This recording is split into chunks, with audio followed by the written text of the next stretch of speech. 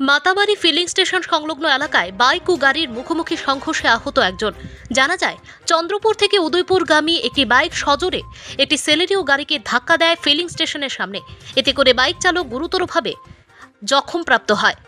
ঘটনাস্থল থেকে আহত বাইক চালককে উদ্ধার করে গোমতী জেলা হাসপাতালে নিয়ে যায় অগ্নি নির্বাপক দপ্তরের কর্মীরা।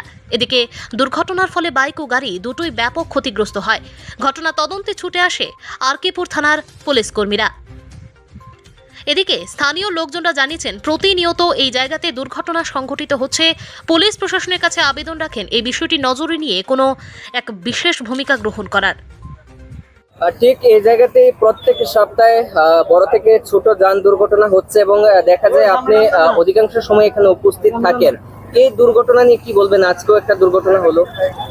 অধিকাংশ সময় উপস্থিত থাকি, কেননা আমার বাড়ি পাশেই, তো সবসময় দেখি এখানে অ্যাক্সিডেন্ট হয়। তো অ্যাক্সিডেন্ট হওয়ার কারণ মূলত আমার মনে হচ্ছে যে একটা বিওসি আমাদের এখানে তেলের পেট্রোল পাম্প আছে এবং গ্যাস আছে, তো সে কারণে হয়। কেননা গাড়ি আসে ওদিক দিয়ে আসে, আর এটা তো একটা হাইওয়ে রুট, ঠিক আছে, এনএস রুট একটা। তো সেখানে আমাদের মনে হয় ট্রাফিক থেকে একটা ব্যবস্থা যদি নেওয়া হয় তাহলে এত অ্যাক্সিডেন্ট না হয় ভালো।